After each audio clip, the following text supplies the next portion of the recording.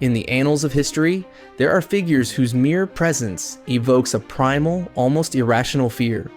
They are not kings or generals, but silent figures who became symbols of their era.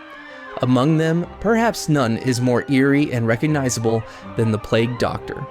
A figure in a long black cloak, with lifeless glass eyes and an unnaturally long, bird-like beak for a face.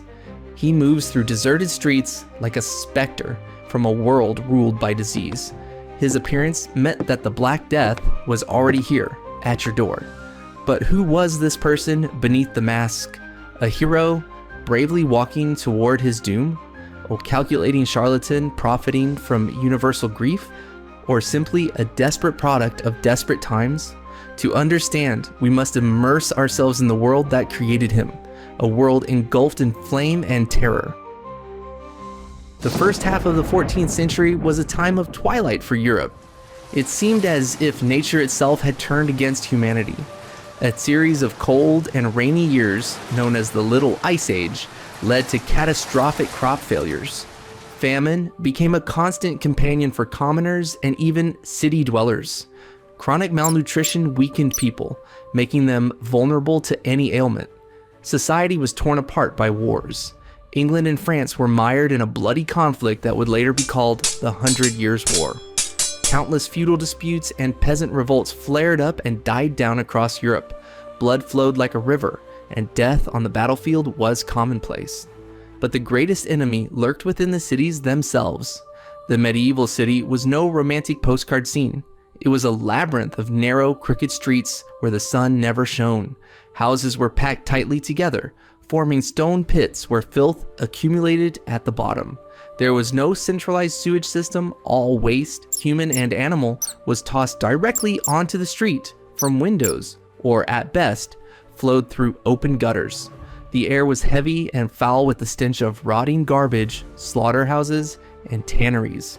In this unsanitary environment, rats thrived, and with them their eternal companions, fleas. It was these tiny creatures that carried a ticking time bomb. In the late 1340s, this bomb exploded. From the depths of Asia, along the trade routes of the Silk Road, a calamity unlike any the continent had ever known arrived in Europe. It was brought by Genoese merchant ships fleeing the Mongol siege of Kaffa in Crimea. Legend has it that Khan Janabeg, whose army was suffering from an unknown disease, ordered the corpses of the dead to be catapulted over the city walls. The Genoese fled, but they were already carrying death in their holds. When their ships docked in the ports of Sicily and Marseille, rats disembarked with the cargo, and with them came the plague. The disease, which earned the sinister name the Black Death, was caused by the bacterium Yersinia pestis and manifested in three terrifying forms. The most common was the bubonic form. A few days after infection, a person would develop a high fever and delirium and painful swellings. Buboes would appear in the groin, armpits, or on the neck. They grew, turned black, and eventually burst, oozing pus and an unbearable stench. Most died in terrible agony within a week. The pneumonic form was even more frightening. It was transmitted through the air, attacked the lungs, and caused a bloody cough. Death occurred within a day or two. Finally, the septicemic form, where the bacterium entered the bloodstream directly, killed in a matter of hours, often before any obvious symptoms appeared. A person could go to bed healthy and be found dead in the morning, their skin blackened from subcutaneous hemorrhages. Europe was utterly defenseless against this nightmare. The medicine of the time was powerless. It was a bizarre fusion of ancient theories, Christian theology, and outright superstition. At its core was the theory of the four bodily humors, inherited from Hippocrates and Galen. It was believed that a person's health depended on the balance of four substances: blood, phlegm, yellow bile, and black bile. Any illness from a cold to the plague was explained by an imbalance of these humors. Consequently, treatment was aimed at restoring this mythical balance. Doctors understood neither the nature of infection nor the role of hygiene. The cause of the plague was sought everywhere. in the unfavorable alignment of planets, in poisonous vapors, miasmas from the Earth's core, in earthquakes, or most popularly in the wrath of God for the sins of humanity. It was in this atmosphere of total chaos and helplessness that the profession of the plague doctor was born. When the pandemic erupted, it became clear that regular physicians could not cope. Many of them, especially the most experienced and respected, either treated only wealthy clients or simply fled the infected cities with the nobility to save their own lives. But the cities, paralyzed by the epidemic, needed someone. City councils and rulers needed administrative control more than actual treatment. They needed to keep account of the dead to understand the scale of the catastrophe. They needed someone to witness last wills and testaments to avoid chaos with inheritance. They needed to isolate the sick and give at least some recommendations to the healthy. It is believed that Pope Clement VI set the precedent in 1348 when he hired several doctors to help the sick in his residence in Avignon. Others followed his example. Thus, doctors hired specifically to combat the plague appeared in Europe. These men held a very special place in society. On one hand, they were feared. Their appearance was a bad omen, and their constant contact with the sick made them unclean in the eyes of the common people. People shrank away from them on the streets. On the other hand, they were incredibly valuable specialists.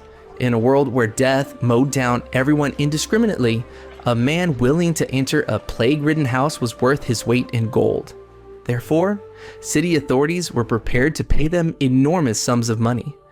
A plague doctor's fees could be many times higher than those of a regular physician.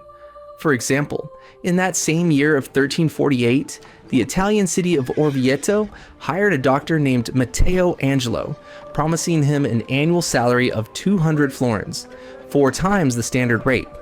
In the 17th century, Edinburgh, Scotland was so desperate to secure the services of Dr. George Ray that it raised his monthly salary from 40 to 110 Scots pounds. The value of these specialists was such that they could literally be kidnapped. There is a known case from 1650 in Spain where bandits captured 2 plague doctors sent from Barcelona to another town, and Barcelona had to pay a huge ransom for them. In addition to high salaries, they were also given special privileges. The most important of these was permission to perform autopsies, which was strictly forbidden to ordinary doctors by the church at the time. The authorities hoped that by looking inside the dead, doctors might finally understand the nature of the disease. But what methods were in their arsenal? Unfortunately, they were as primitive as they were torturous for the patients. The main tool was bloodletting. Based on humoral theory, doctors believed the plague was an excess of bad blood that needed to be released. Using a lancet or leeches, they would drain a significant amount of blood from the patient, which of course only weakened the already exhausted body, hastening its demise. Another advanced method was lancing the buboes. It was thought that poison collected in them and releasing it would bring relief.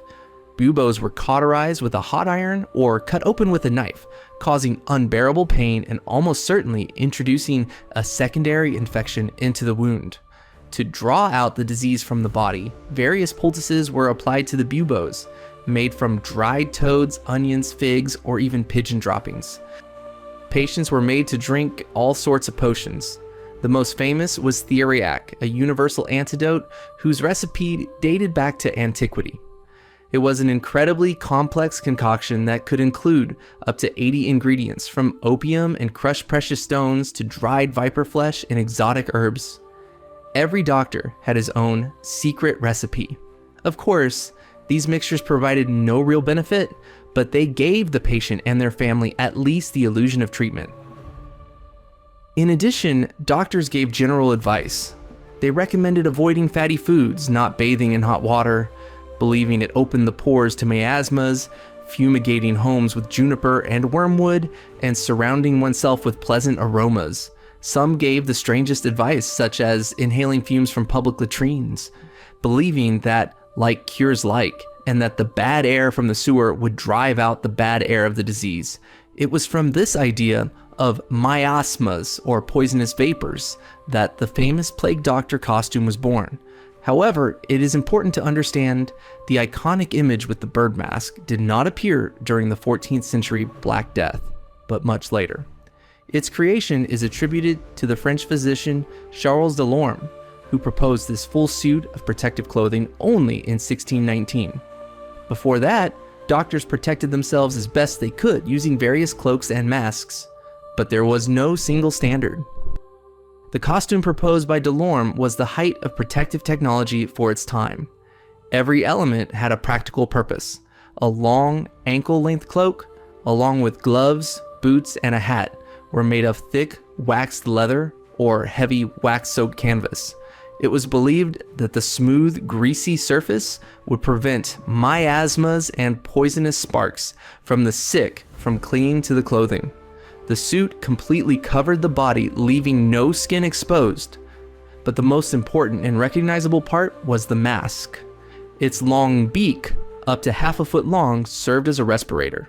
It was stuffed with strongly scented substances, lavender flowers, mint leaves, camphor, cloves, and sponges soaked in vinegar or frankincense. Doctors believed this powerful aromatic filter would purify the inhaled air of the deadly contagion. Glass eyepieces protected the eyes. In his hand, the doctor held a long wooden cane. This tool was multifunctional. It could be used to examine a patient without touching him, to lift blankets, and to point at buboes.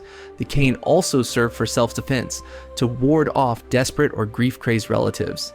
This entire outfit made the doctor resemble a sinister bird, an otherworldly creature, which only intensified the mystical terror he inspired. So, who were these people, willing to don this grim costume and step into the epicenter of an epidemic? As mentioned, they were rarely doctors with impeccable reputations. More often, the position was accepted by either young medics without experience or trying to make a name and fortune for themselves, or by second-rate doctors who had failed to succeed in peacetime.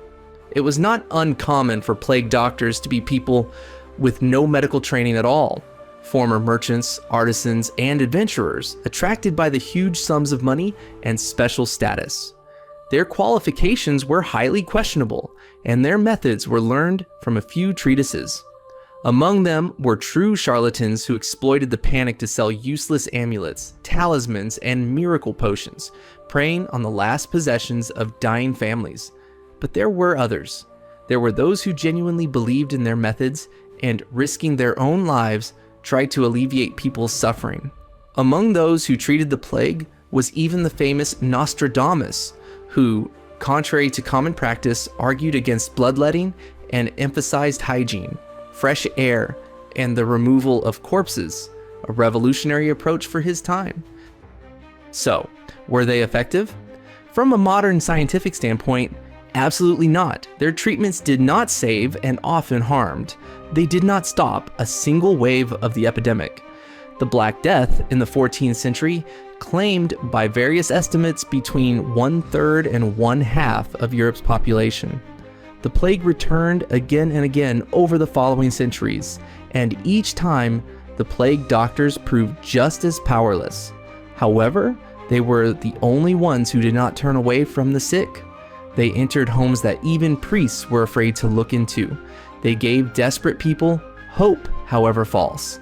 They were a symbol that society had not given up, that it was still fighting, albeit blindly, by feel. Their courage bordering on recklessness deserves, if not admiration, then respect.